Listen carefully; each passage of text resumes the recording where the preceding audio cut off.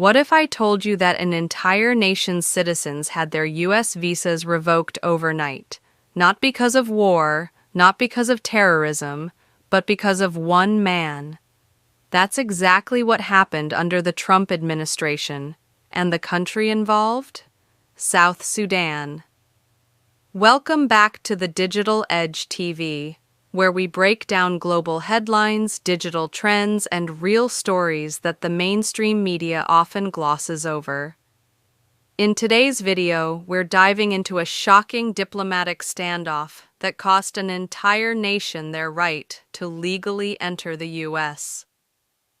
In a rare and aggressive move, the Trump administration invoked Section 243D of the U.S. Immigration and Nationality Act to revoke all U.S. visas for South Sudanese citizens. And why? Because the South Sudanese government, based in Juba, allegedly refused to accept the deportation of just one individual, a South Sudanese national who was in the U.S. illegally. That's right, one case. And the consequence? Visa restrictions affecting students, families, business professionals, and even people seeking urgent medical care. This wasn't a random decision. It was part of a broader, hardline immigration stance by the Trump administration.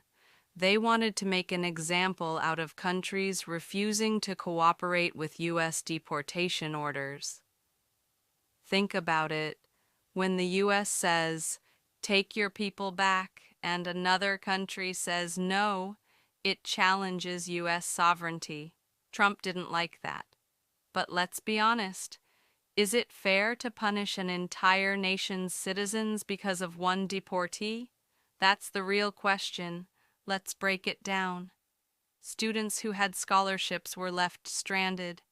Business professionals lost contracts and deals. Families couldn't reunite, and people with medical needs couldn't travel for treatment. This was more than policy. It was people's lives, hopes, and dreams, all tied to a single bureaucratic fallout. I personally reached out to authorities in South Sudan for clarity. As of this recording, I've received no official response. No press conference, no clarification, nothing. And that silence? It speaks volumes. Was this negligence, or was South Sudan making a quiet political statement of its own? Was this a necessary power move by the U.S. to maintain order and enforce immigration laws? Or was it an example of policy overkill, where innocent people became pawns in a political chess game?